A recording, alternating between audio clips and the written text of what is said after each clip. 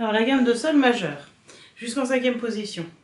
Donc c'est là souvent que j'enseigne le démanché en 5e position, parce qu'elle s'y prête très bien cette gamme. Donc je vais juste commencer par la jouer, l'enchaîner d'abord en ronde, vibrato, grand son, ensuite lié par 3, par 6, en 2 archets pour la vélocité, et ensuite en petit détaché pour commencer à aborder le sautille.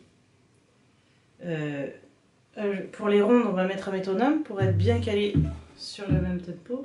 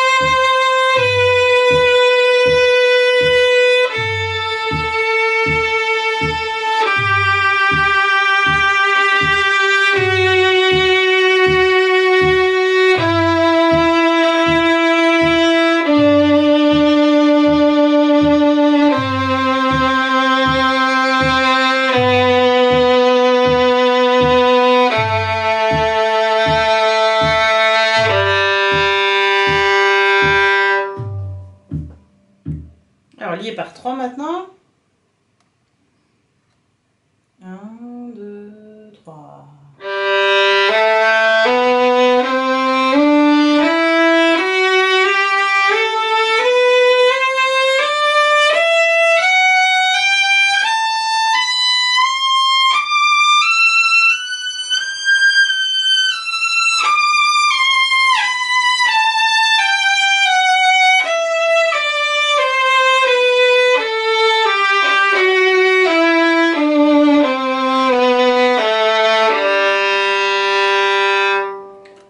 Lié par 6. 1, 2, 3, 4, 5, 6.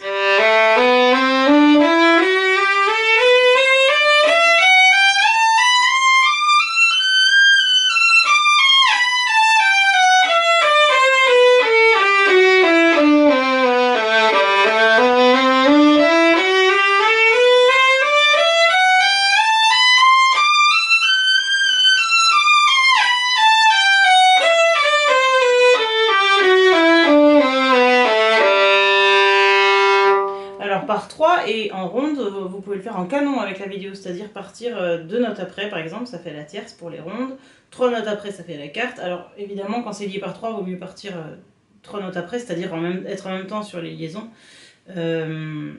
parce que c'est plus simple, sinon c'est un peu compliqué au niveau des appuis. Donc du coup, ça fera la quarte.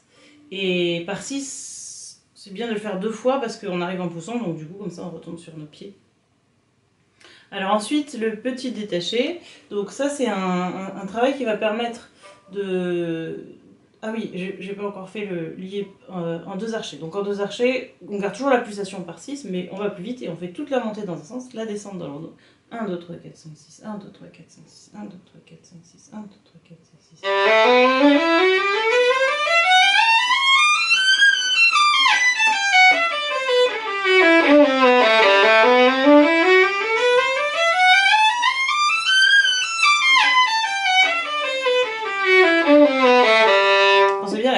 par 6. Alors le truc pour cette pulsation par 6, ben, si votre gamme démarre par un sol, 6 notes après, ça va faire un fa dièse. Donc c'est là que vous allez changer de sens d'archet ou avoir une pulsation quand vous êtes en 2 archets. Et puis ensuite, un mi. C'est là que vous allez changer de sens. Et ensuite le ré là-haut. Ce sont les endroits d'appui, ils sont importants. Et attention, ce qui est difficile, c'est que vous allez appuyer sur le ré, mais pas sur le changement de sens au niveau de la pulsation. Alors maintenant, le petit détaché. Donc, l'objectif de ça, c'est d'avoir, il faut être très très à la corde, c'est-à-dire vraiment la mèche enfoncée, cette petite accroche, et faire la gamme comme ça, un tempo qu'on va petit à petit accélérer. Donc, je vais la faire comme ça au début, à peu près, et puis après, vous allez pouvoir accélérer vous-même de votre côté de plus en plus. L'objectif, c'est que à un moment, il y a le bois qui rebondisse comme ça. C'est assez difficile à faire, hein. Faut le temps de chercher parce que il faut avoir cette accroche avec l'index là, pour les petites, mais en même temps, assez de détente pour que le bois rebondisse. Vous pouvez le chercher comme ça sur des cordes à vide aussi en parallèle du travail de la gamme. Voilà, et puis en parallèle, vous travaillez votre gamme en petit détaché, pas trop vite au début, pour que ce soit bien en place, bien juste. Et c'est pareil, ça vous pouvez le travailler en canon aussi, avec la vidéo. 3, 4...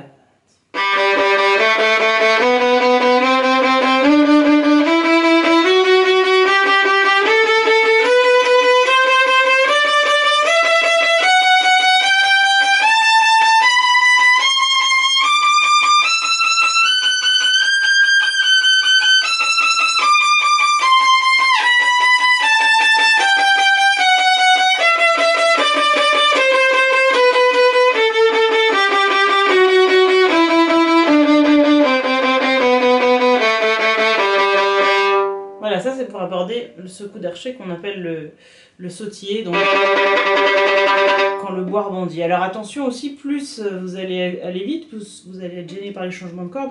Donc il faut vraiment se rapprocher de la corde suivante au fur et à mesure quand vous jouez sur une corde, pour ne pas avoir des à-coups comme ça, mais plutôt avoir une gamme qui se passe comme ça. Voilà. Alors maintenant je vais expliquer les détails techniques de la gamme. Au niveau des doigtés, alors on est en première au début, attention il y a fa dièse, donc ça veut dire qu'on a les deux écartés ici, et puis fa dièse ici, sol ici, donc au niveau des moules on est comme ça, 2-3 collés sur ces deux cordes, et 1-2 collés sur ces deux cordes, ça c'est assez facile. Après on monte en troisième, puis on monte en cinquième, sur le do bécard. Alors la cinquième, ce qu'il faut faire très attention, c'est que jusqu'en troisième on reste collé ici. À partir de la cinquième, on va décoller et passer au-dessus du manche, passer au-dessus de l'éclisse comme ça, vraiment avec toute la main. Donc cette ligne d'os en fait doit se retrouver parallèle au manche. Et ici on a un gros trou, c'est vraiment décollé. Ce geste-là est un peu compliqué à sentir, donc c'est bien de le faire dans le vide. C'est-à-dire sans jouer, juste faire ça. Comme si le truc qui peut aider vraiment à le réussir, c'est de laisser le quatrième presque sur la corde, ou qui effleure la corde, et il doit rester tout le temps sur la corde. C'est ça le but en fait, hein, c'est qu'il soit tout le temps prêt à jouer. Voilà, et donc avec mon pouce, je viens me caler ici, et puis pour la descente, c'est le contraire, c'est-à-dire on va commencer par faire ça. Comme si on collait l'éclisse, et après seulement on descend. On commence par faire ça, et après on fait ça. Voilà, donc je refais le geste, je monte. En fait, on monte jusqu'à ce qu'on ait dépassé la troisième, et là on passe au-dessus. Voilà, le quatrième toujours prêt à être posé. Et puis on redescend en collant l'éclisse, voilà. Donc toujours avec le quatrième en posant. Alors après, ben, ces démanchés, il va falloir les travailler. Donc le premier démanché, c'est première, troisième. Voilà, donc ça, vous travaillez ces démanchés-là, vous avez sans doute déjà travaillé. Et après, on va passer d'un deuxième doigt à un premier. Donc il faut travailler le doigt guide. Le doigt guide, ça va être le premier doigt qui va passer du fa dièse au la. Donc on travaille avec le sol comme ça. Passe par le fa dièse en fait. Petit à petit on écourte le fa dièse.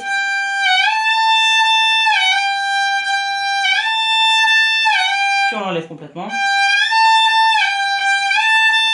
Et du coup on a notre démaché entre sol et la, deuxième doigt, premier doigt.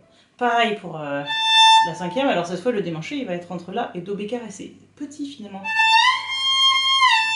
faut travailler ça d'abord. Puis après, pour avoir le doigt guide, donc on va le démancher du si au do, on passe par le si.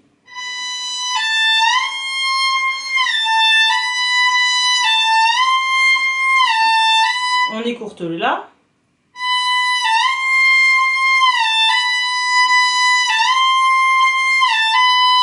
Et puis ensuite, on n'entend plus. Mais il faut toujours avoir conscience qu'il est là, le la, hein. Même si on n'entend plus, c'est le premier doigt qui démange. Donc on a besoin du la, même pour la justesse, la stabilité, tout ça. Donc ça, c'est pour les deux démanchés ascendants, c'est ceux qui montent. Alors maintenant, quand on descend, alors quand ensuite les doigtés continuent, on pose les 4 doigts. Do, ré, mi, fa dièse, sol extension. Fa dièse, on redescend. Mi. Alors là, mi, profitez-en pour vérifier avec votre corde à vide. Hein. Le ré avec la corde de ré. Vous avez plein de solutions pour vérifier la justesse. Alors on arrive sur un do, et là on va descendre directement en première position sur un si quatrième. Alors pour le travailler, bah vous le démanchez en fait, le doigt guide ça va être le premier qui va aller du do au fa dièse. C'est un peu difficile à entendre cet intervalle là.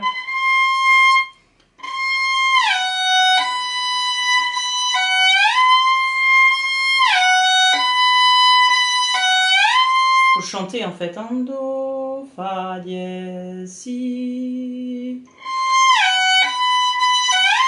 Et après vous écourtez le fa dièse.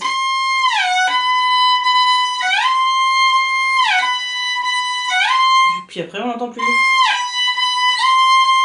Mais toujours là parce que c'est important quand vous allez aller plus vite, notamment quand on fait en 2 archets, il faut que la main soit prête derrière. Donc vous ne pouvez pas arriver que sur le 4 puis il n'y a rien derrière. Il faut vraiment que le premier soit posé et que ce soit lui qui démange. C'est pour ça que les doigts guides sont importants pour stabiliser la main. Voilà, alors ensuite pour la partie ronde, c'est intéressant de la travailler en respirant. C'est-à-dire, avant de partir j'inspire, et en tirant j'expire. Alors on peut vibrer la corde à vide en posant le doigt sur le sol, 3e doigt ici, et puis vous vibrez, ça fera vibrer la corde à vide. Donc j'inspire, j'expire, et on inspire en poussant, on expire en tirant, etc. Et c'est très bien parce que du coup ça fait ressentir les phrasés qu'on a aussi dans la musique, de ces tensions, détentes, voilà. Et en même temps ça fait un exercice de souffle et un peu de méditation. Et pensez grand son, quelque chose de grandiose pour ça fait travailler le son. Alors c'est vraiment le poids du bras, on détend en dosant évidemment, mais il faut lâcher tout, depuis l'épaule, tout le bras qu'on lâche pour avoir un grand son. C'est pas un appui d'index, sinon ça donne un son dur. C'est vraiment le bras qui se repose. C'est ça qui va donner une grande profondeur de son. Voilà pour la gamme de sol majeur.